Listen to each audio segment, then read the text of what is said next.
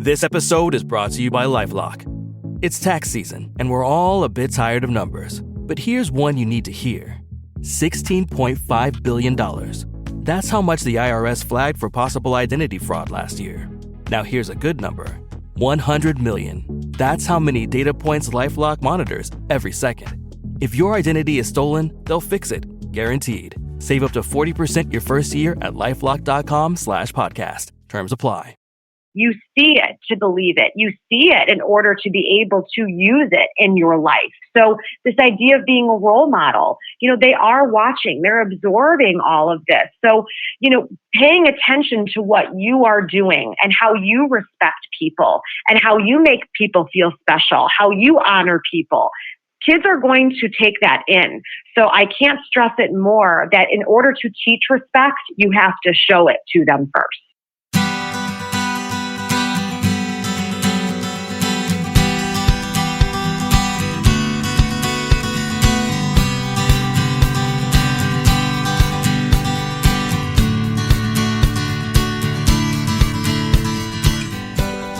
Welcome to the Parent Footprint Podcast with Dr. Dan. I'm Dr. Dan, your host, and let me tell you about our mission at Parent Footprint, and that is to make the world a more loving and compassionate place, one parent and one child at a time.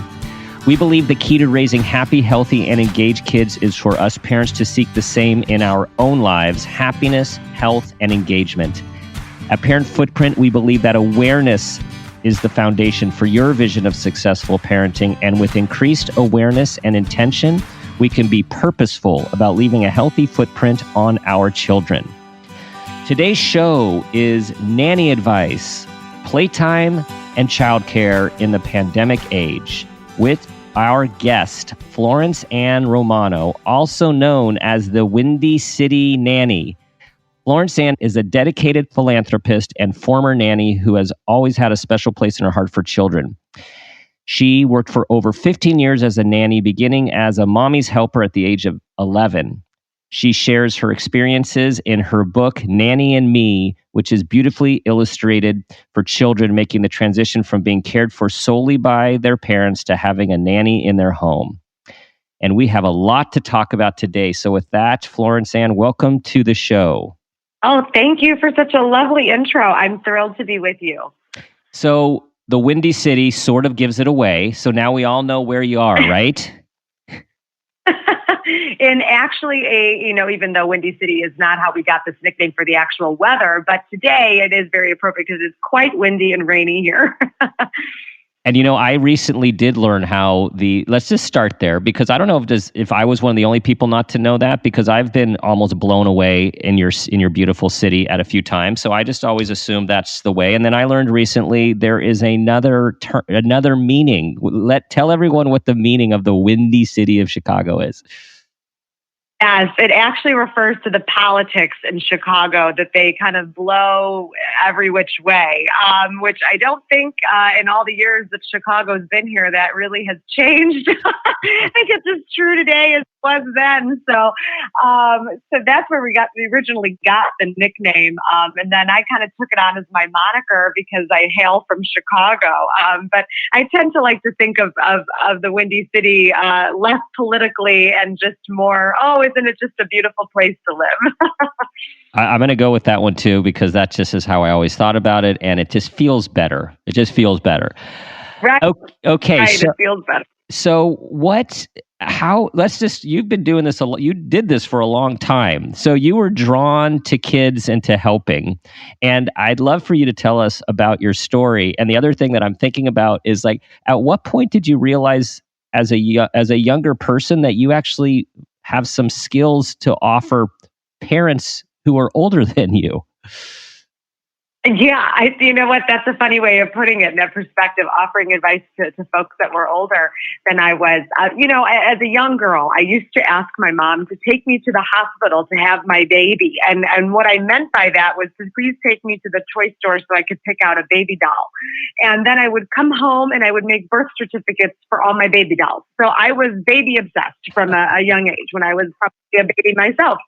And so I was not surprised when I was 11 and was offered the opportunity to be a mother's helper to jump at it. And I really started in my neighborhood, just shadowing different mommies and what they did in their household, how they ran their household and how they took care of their children. And then that was really a catalyst to me becoming a babysitter, like a lot of young girls did.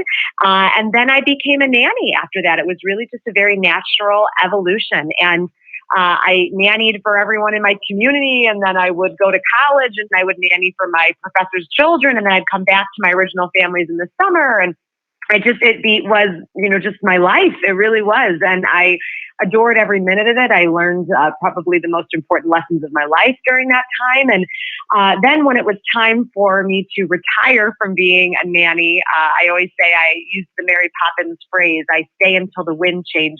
And the wind changes for a lot of different reasons in a nanny's life. And that's when I decided to write my children's book after I was done being a nanny, to help children understand that transition of being cared for by your parents to being cared for by a nanny or a caretaker. And now I have this beautiful relationship with families on the other side of being a nanny, more of a consultant basis about how to make the trifecta work. The trifecta is my way of saying, how do you make the relationship successful between parent, children, and nanny or caretaker? And so that's where I spend my time now. And it's very joyful, very fulfilling, and I wouldn't change it for the world. The trifecta. I love that. Okay, we're going to dive deeper in the trifecta, but I also want to, before we move on, what approach did you come to use with parents so they would listen to you, again, particularly when you weren't a parent yourself and were younger than them? Like how did you navigate that? Things are working with you and the child, and you're trying to create some positive impact at home with the parent and the child. I think when I was younger, I wasn't really concerned about giving them my wisdom. I was too young to have wisdom. I just had instincts then. I just had love to give then, and was curious to learn about taking care of children. So at a young age, I don't believe I was distilling anything down to advice necessarily. But as I got older and as I worked for more and more families and I experienced many different parenting styles, it definitely caused me to open up my eyes to those different strategies that parents used and what I saw that worked and didn't work. And what's funny about your question is you would think that parents would have been very thwarted by this, intimidated by someone who does not have children themselves, sitting there in judgment, quote unquote. And I never did that. I never was judging a family. I was there to help. Mary Poppins, the original storyline was how Mary Poppins was there to help the father, to help the parents in that situation. So I kind of took that on myself from a young age, that I was there to help the family as a whole, which then lends itself to the trifecta comment that I made. But what I think was really beautiful to me was parents rather, they were very open to asking my opinion because they wanted to know what other families were doing. They wanted to know what other parents were doing, what was working and not working, what I felt that I saw was working and not working. So it was never competitive. It was very much a conversation. And so I'm very lucky because I worked with families that were open-minded in that way. But I never, ever approached them in a way of, hey, I know better, I know more. It was, let's just talk about what we all see and what we're all hearing and what works for these kids specifically, because it is a customized experience. Awesome. Okay. So and as you say, the customized experience, in most of our, I find in our theories and conceptualizations, there is this overarching what works, and then we tailor what works for the particular situation. So broadly speaking, and with your trifecta, like what did you find working with all of these families over the years and all of these kids? What did work? What did create healthy people and healthy relationships? What I have always been very in tune with since I was young, now it's kind of a trendy word, but it's this idea of empathy. And empathy, people say that and they lead themselves to think, oh, it's all feelings and all those goosebumpy things and icky, mushy, mushy. And, that's not how I view empathy. I view empathy as really the cornerstone of how we develop as human beings. And I think that children are born with a great deal of empathy, but we need to guide them as they get older about how to tap into that and how to lead with that and how that helps them make decisions and how that helps them be a good friend and student and all those things. So I believe that what I felt worked was the idea that I always approached my work with children and families and parents from this idea of empathy, really trying to feel and understand what they are going through, what their emotional need is, what they need from me to help make their family, this trifecta, work. And the only way you can do that, I personally believe, is by tapping into that emotional side of it. So speaking an emotional language to the children, speaking an emotional language to the parents, and seeing kind of that ripple effect, how then that started to permeate the family, how there was more transparent conversation, how people were connecting, how that family was connecting in a different way. And I don't want to say that I was the origin of that, but that certainly was my strategy regarding how I felt I could help a family and what I felt that would work kind of universally, what was the common denominator. So to me, that was what really worked, was concentrating on the emotional health. Today, that's much more trendy, talking about emotional health. Mm-hmm, but for me, that was always part of the conversation. Yeah, you were definitely ahead of it in terms of, there were some theories out there about child-centered play and development, but clearly that was not the mainstream as it is now. And what we know now, particularly about all of the work with the brain-based parenting as well, is how critical it is for us to first help a child soothe and regulate when they're upset so they can actually get out of their emotionally reactive brain, which what we always see is behavior. Right. So a lot of times we're parenting through commenting on behavior. And what you're talking about is like, let's peel that back and see what the child is expressing and what the child needs, right? For sort of a broader look at the situation and the development of the child. I love that you use that term, the brain parenting. And I think today we live in a world, Dr. Dan, that's so divided in a lot of different reasons. And I certainly am not going to get into politics because I don't want to do that at all. Touch that with a 6-foot pole. Absolutely not. But I'm thinking about what different methods we all have about raising children today.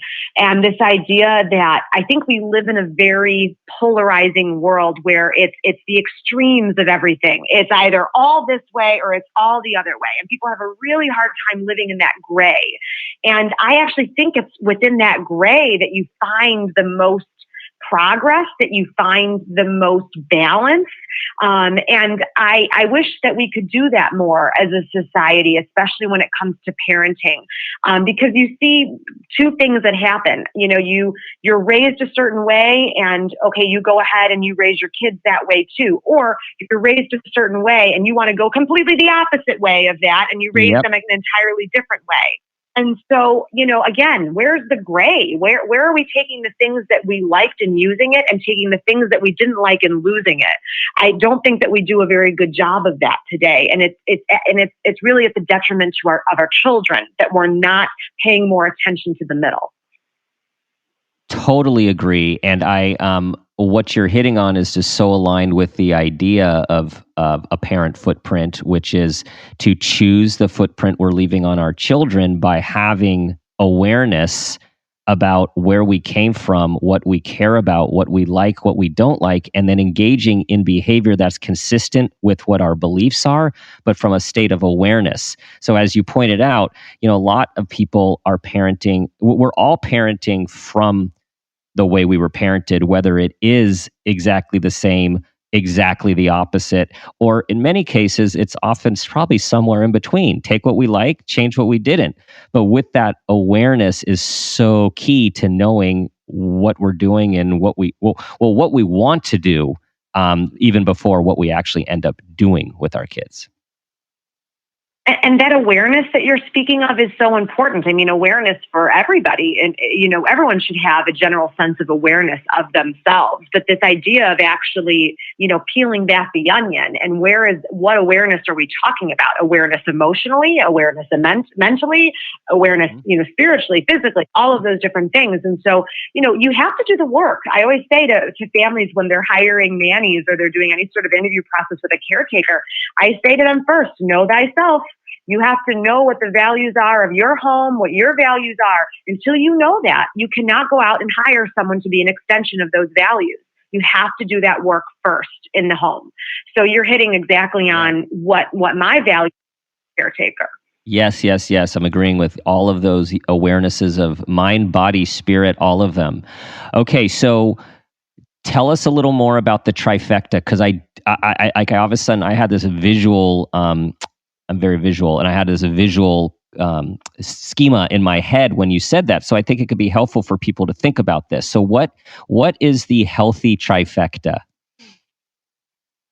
So I always talk about the trifecta because I feel like, just like you said, it's visual. It's very visual for people. And I was a visual learner. I still am. I mean, you could never put even a math equation in front of me. There was no chance there was going to be any success from a math equation in front of me. But if you put a picture in front of me, I could understand it. So the trifecta for me is that idea of parents, the children, and the caretaker. And I always picture the parents there at the top of that point, and then the children to the right, and the nanny and the caretaker to the left. But in order for that trifecta to work, for all of those things to connect, everyone has to be connected, and they have to be speaking a language that everyone can understand. They have to be transparent. They have to communicate.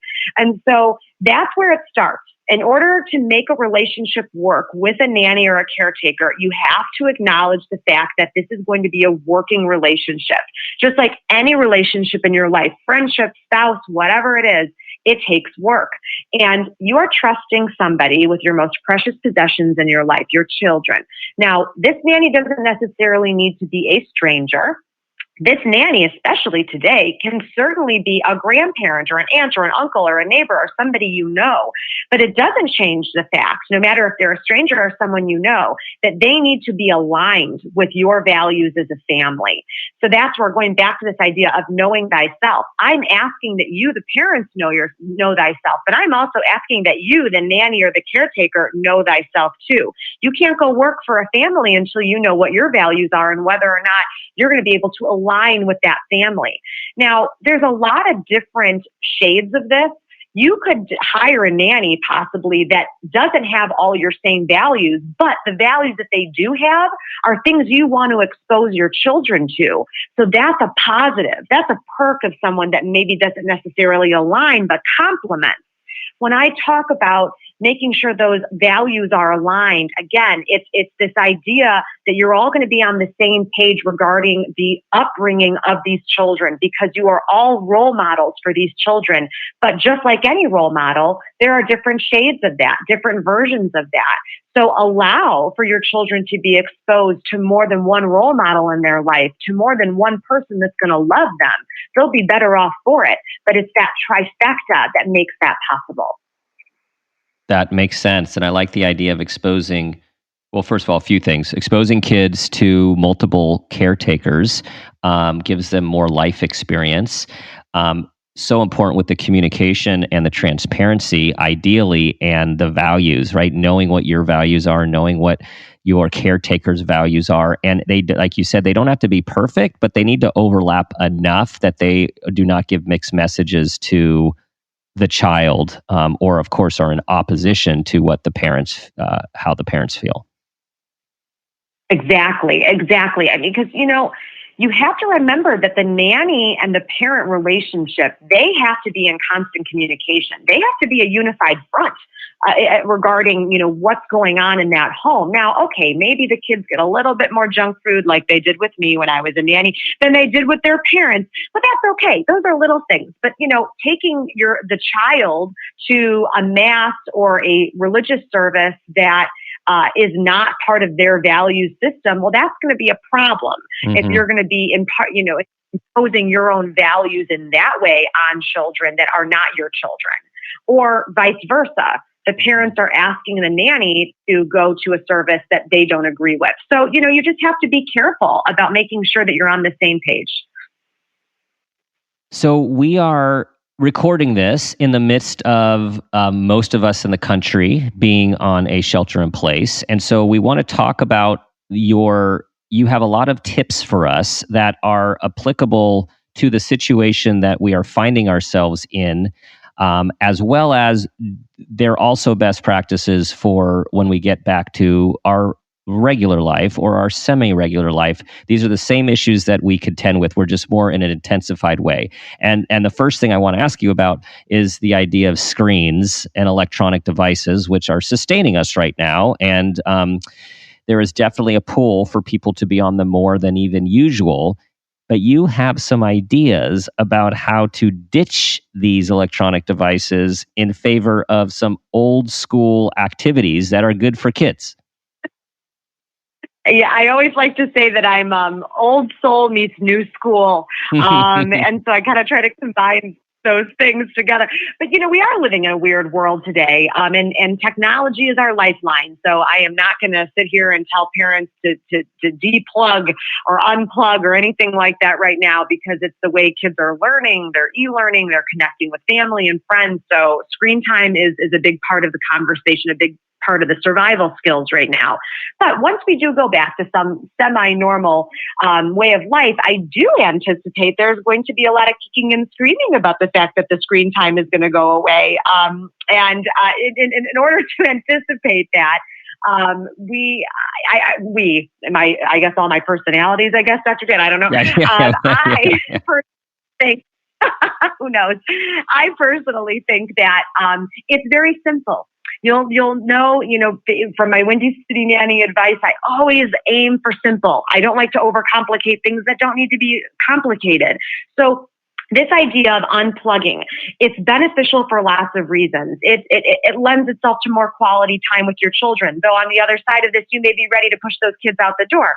So we'll see how much quality time you need with them. But what I want to focus on is the imagination side of this.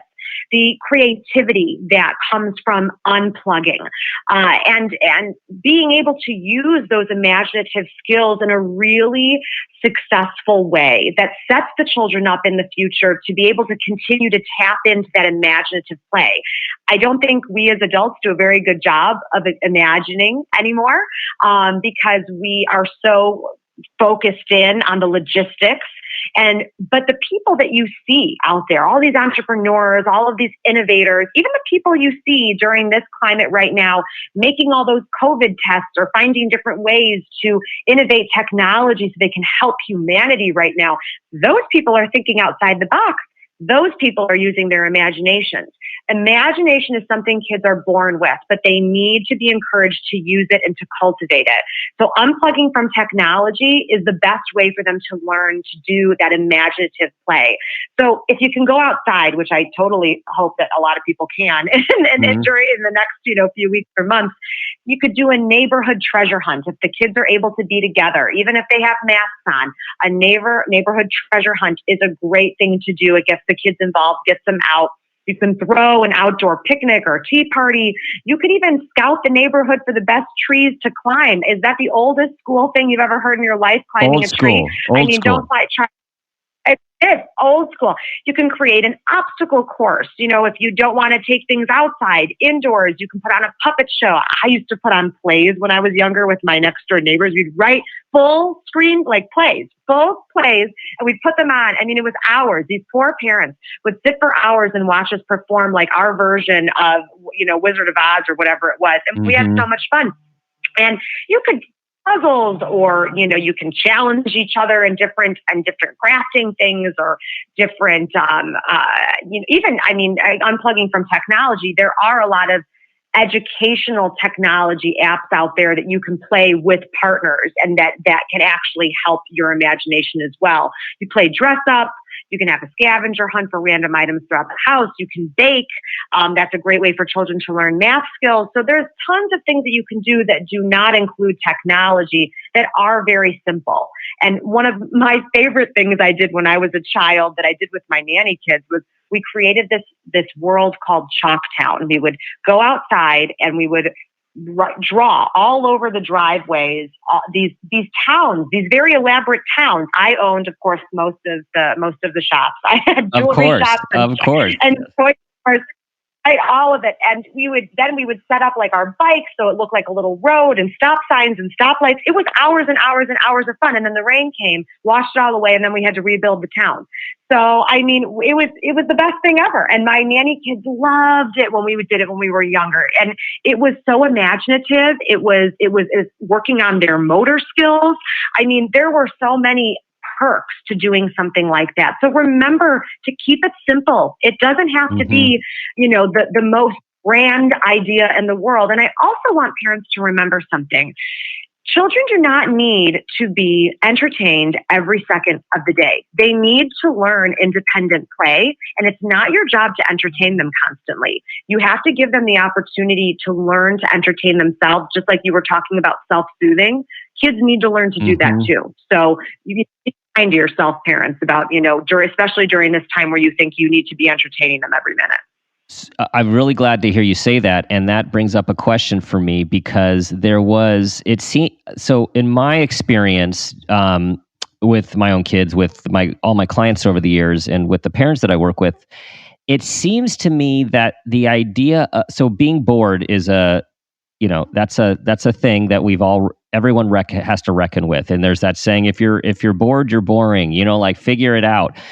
Here's the question I have for you, because you were a nanny pre and post the electronic screen age. It seems like the boredom for kids these days post screen is a more excruciating, visceral experience than perhaps in the past, when they didn't have that dopamine feed and attraction to a screen that kids these days have, that we did not. Oh, absolutely. I think that the more technology you have, the more technology obsessed you become. I mean, look at us as adults. We tell our children to unplug and disconnect, and we can't even do it as adults. How are we supposed to tell them to do it when we're totally addicted to technology and our phones and all of that? So right. I do believe, that we have to lead by example as much as we can, but the obsessions that we have in this day and age versus what children had when they were younger, and versus the kids that I was taking care of, where, they didn't have the technology distraction.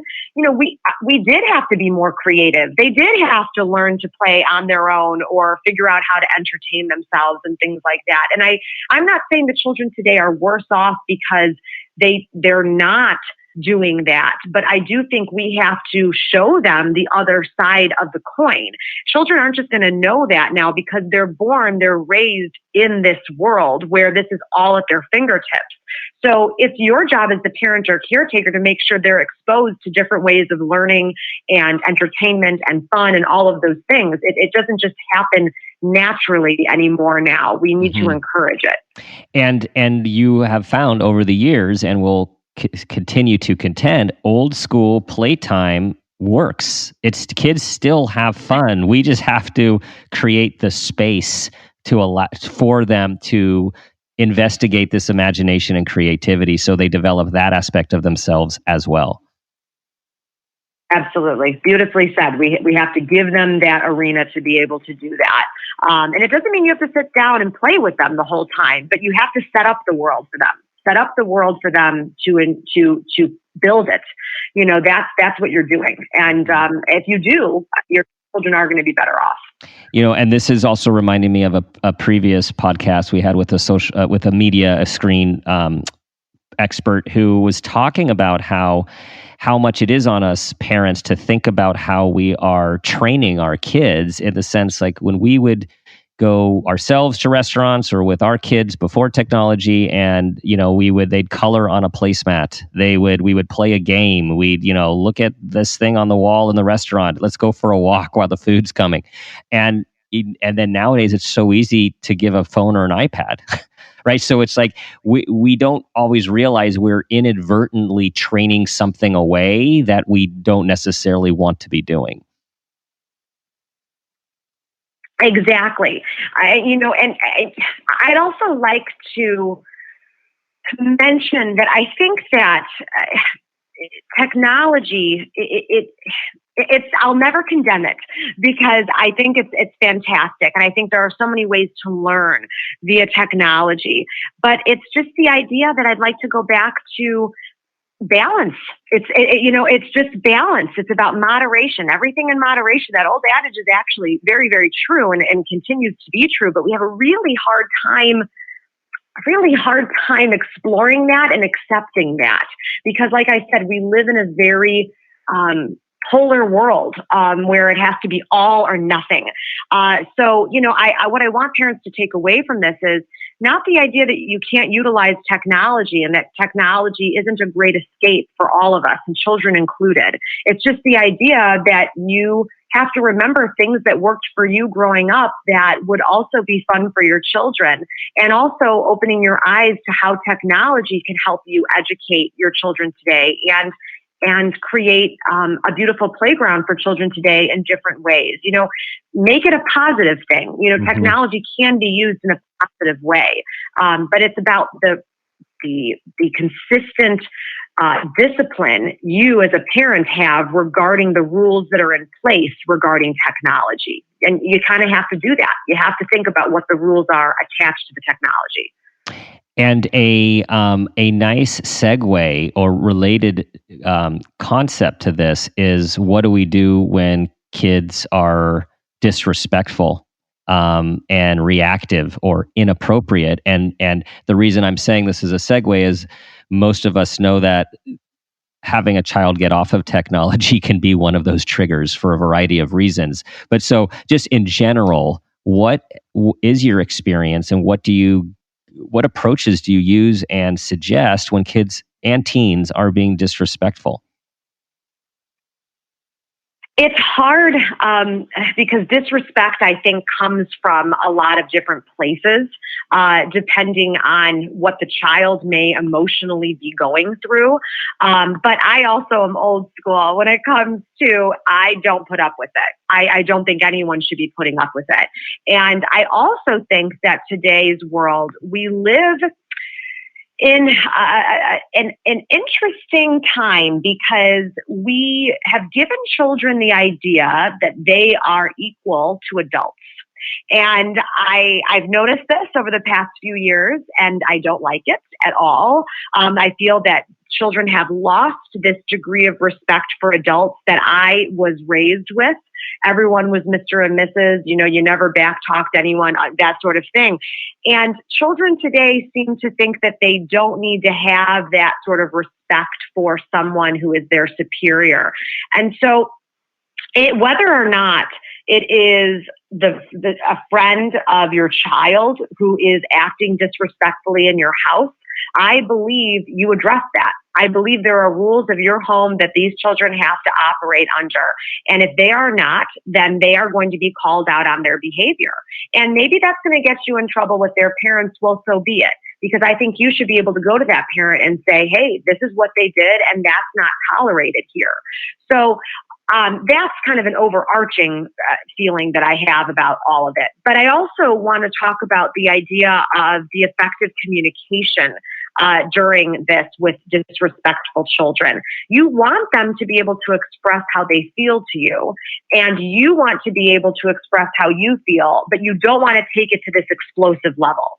So if you can think before you act, if you can think about what you're going to say in response to the child and try to change that energy, try to change that mood, get them down to a place where they can have a conversation with you, I think they need to see that.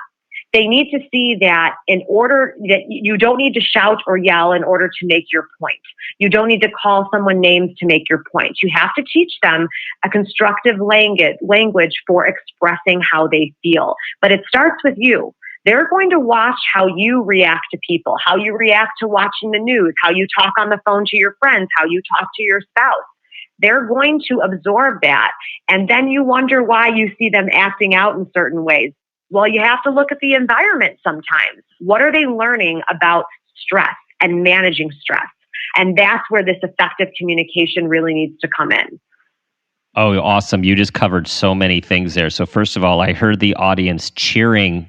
I could feel them cheering when you're talking about the need for there to be some sort of hierarchy, and there need to be some sort of respect. And there's been seemingly a loosening of the boundaries over the years culturally, and where kids aren't always really held to the same level of needing to have respect, and how you draw the line, and basically, in a sense, expect respect.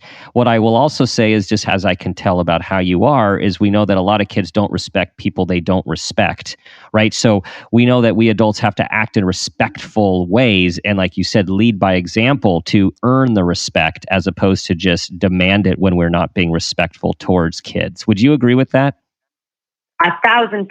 I think we get into a very deep, dark hole when we start telling children that they need to respect everyone when they are not respected, or they feel that they are not heard or feel secure, feel safe.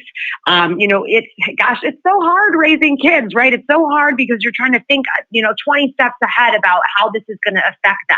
And I think this idea of drilling down every single point and overthinking every single point, that gets parents into trouble. But I'd like to put it through this lens. It's simple, like what you're saying. You have to teach respect. You have to teach them to respect people and to be respected.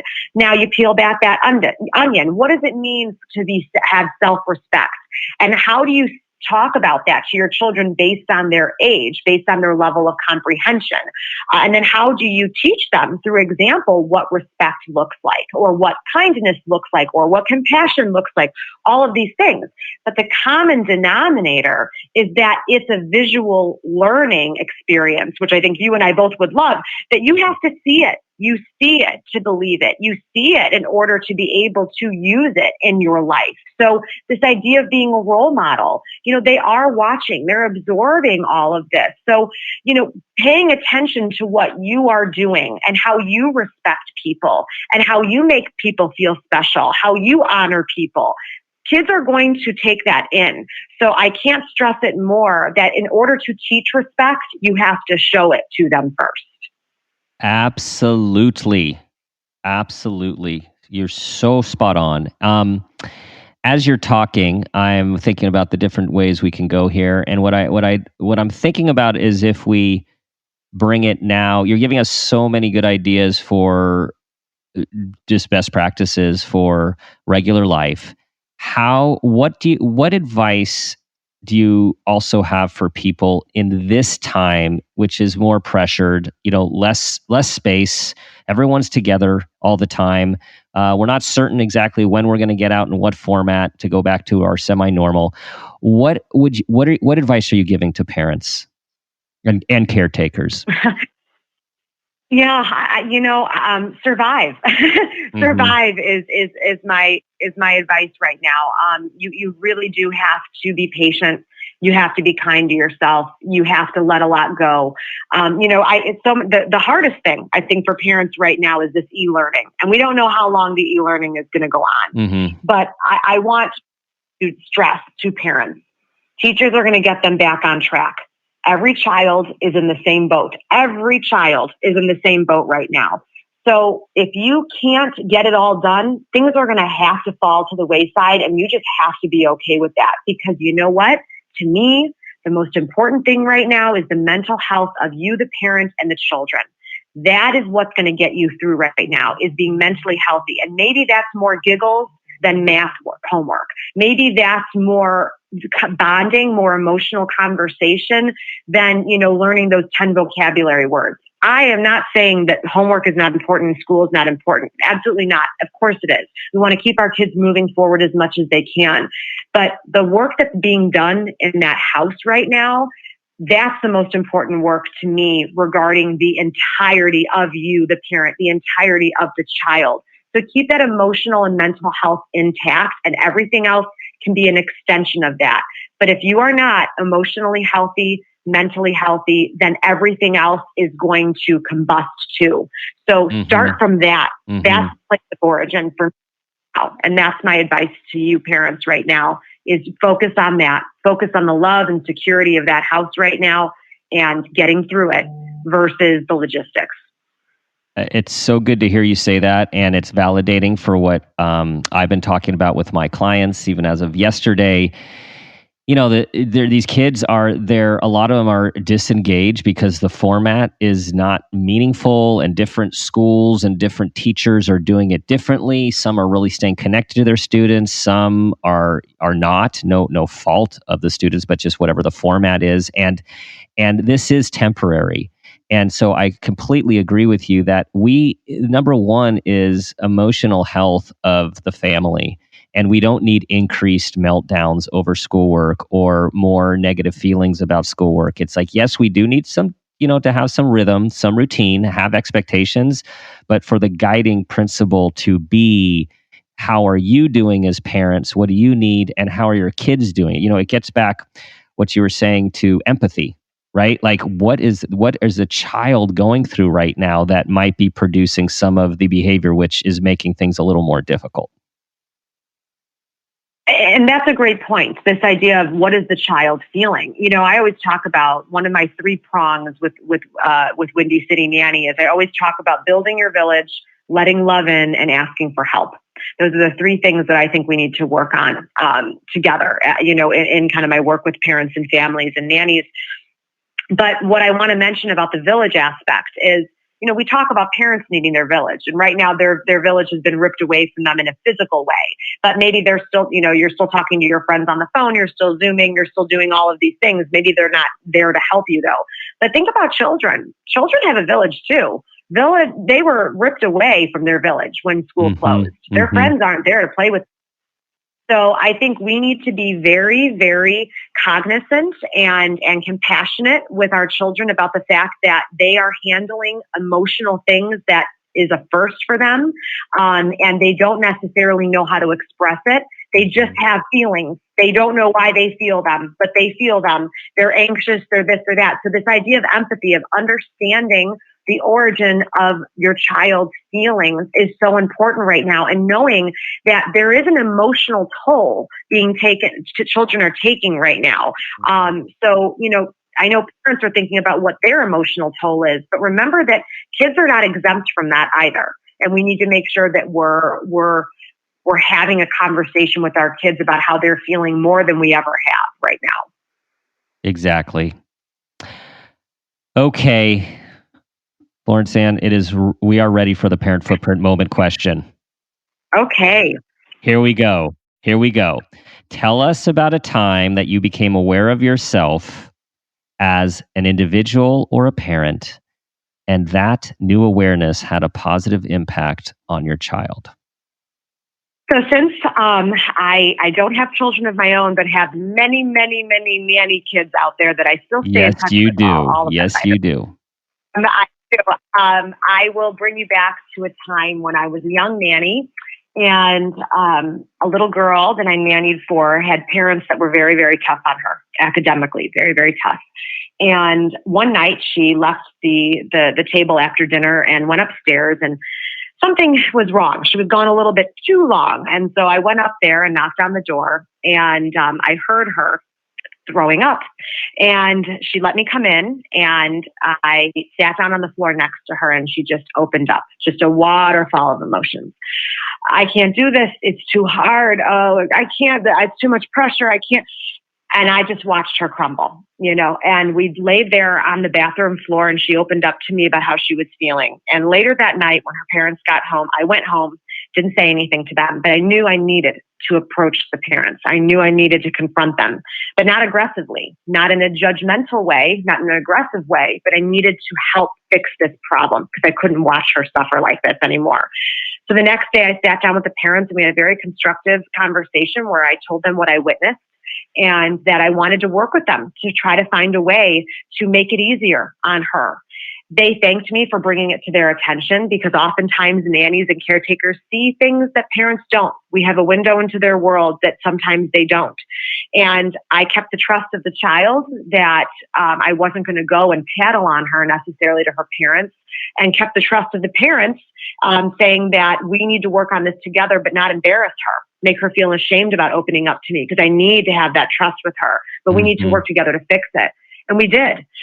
We did fix it, and it did get better. And years later, this little girl saw me at a wedding, and she ran across the dance floor to me and hugged me, and she pulled back with tears in her eyes and said, "You are still the voice in my head all these years later." And I cried, as I'm crying now. And I realized that in that moment back then, I had gained a lot of confidence as a nanny that I could go and have conversations with parents that were hard and that were emotional. And I could do it in a way that was respectful. And it changed how I dealt with parents going forward as a nanny. And it probably will change how I will be as a mother one day. It changed how I am as an aunt to all of my friends' children regarding how I listen to children and how I gain their trust and keep the trust of the parent. And again, make that trifecta, whatever that trifecta is, work. I'm part of a lot of trifectas in my life. I bet you are.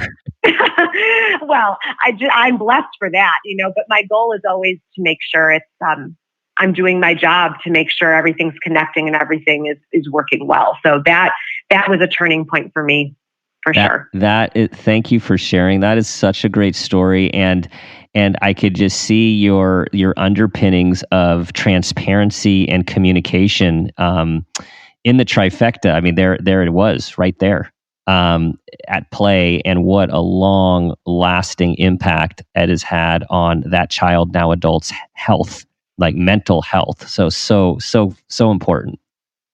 Thank you. You're going to make me cry. Thank you.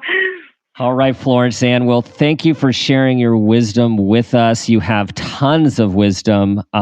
Tell everyone where they can learn about your work, your book, and more of your philosophy and skills. WindyCityNanny.com is my website. You can purchase my book there or any other major bookstore. And then I'm very, very active on social, whether Instagram or Facebook. It's Windy City Nanny. I answer every single person. DM me. Also with my my Instagram, I really participate in a lot of social media philanthropy. I believe it's the best way for me to be there for you during these times and on the other side of it, being able to give items to you and your family that are going to help you through this. And so don't hesitate to reach out to me if there is anything that you need.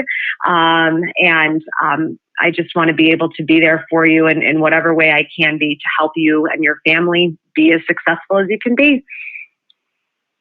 Awesome. Well, thank you so much for the conversation today. I know you have you've given us a lot to think about, and I will be thinking about what you've said all day today and into my evening with my own. That concludes our show, everyone. Thanks for listening. Check us out at www.parentfootprint.com. Tell everyone about the show. Subscribe. Help us with our mission to make the world a more loving and compassionate place, one parent and one child at a time. Be the person you want your child to become. And as always, ask yourself this guiding question: what footprint do you want to leave?